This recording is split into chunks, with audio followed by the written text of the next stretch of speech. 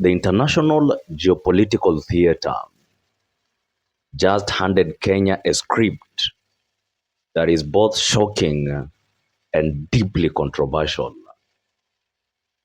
You see, Kenya is among countries under consideration to host rejected European asylum seekers.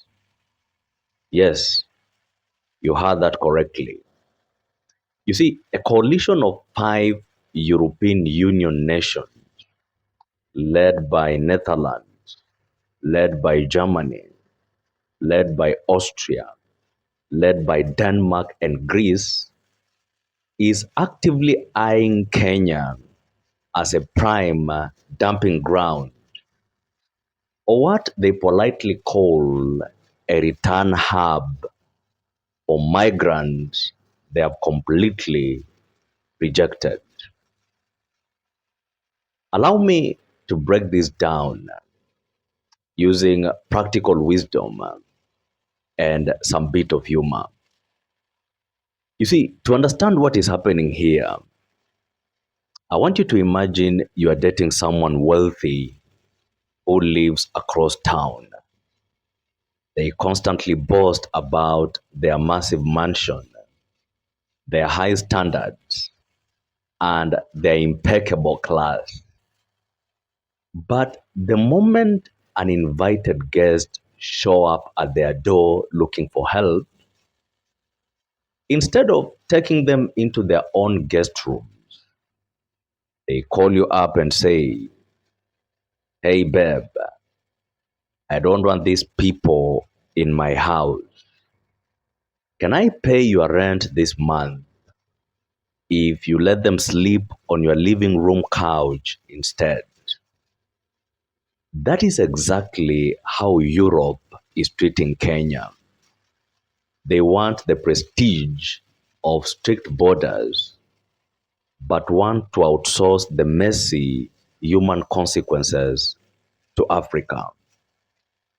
As the old African proverb wisely reminds us, the extended hand of a rich man is never empty, but it always comes with a string attached. The West views Kenya's relative economic and political stability not as a badge of honor, but as a convenient structural asset to exploit for their own electoral calculus. From a hard hitting constitutional and sovereign standpoint, this deal between AU and Kenya is walking into a legal minefield. Under Article 1 of the Constitution of Kenya 2010, all sovereign power belongs to the people of Kenya, exercised either directly or through their democratically elected representatives.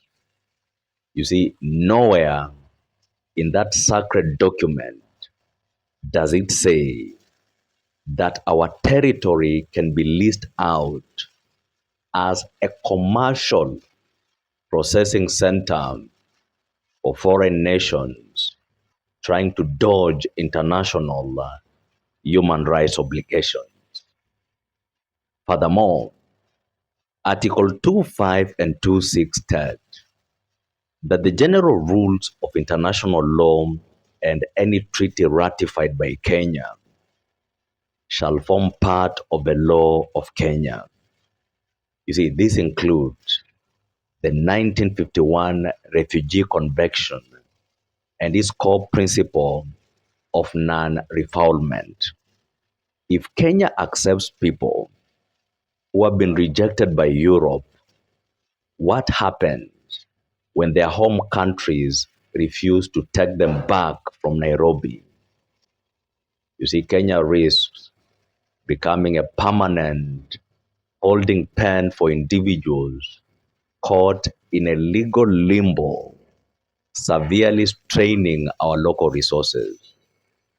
Historically, we have seen this exact movie before. You see, the UK tried a nearly identical scheme with Rwanda, spending millions of pounds only for the entire deal to spectacularly collapse under the weight of immense legal challenges and global condemnation.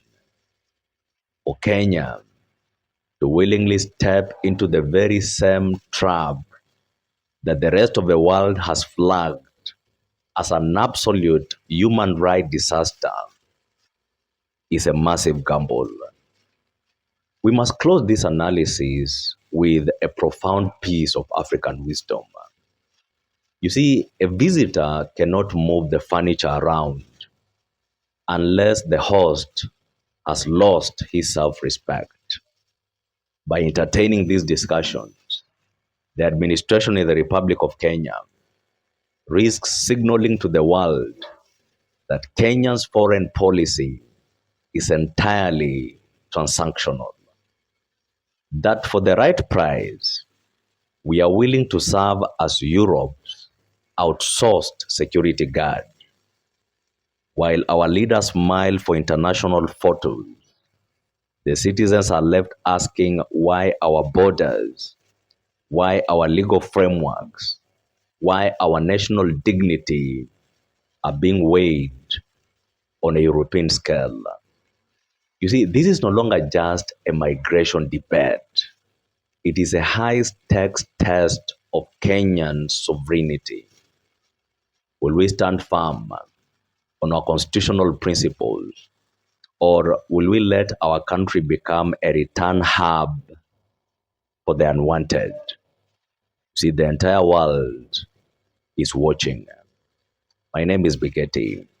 If it is your first time here, make sure to follow this channel and to subscribe for more political and legal analysis.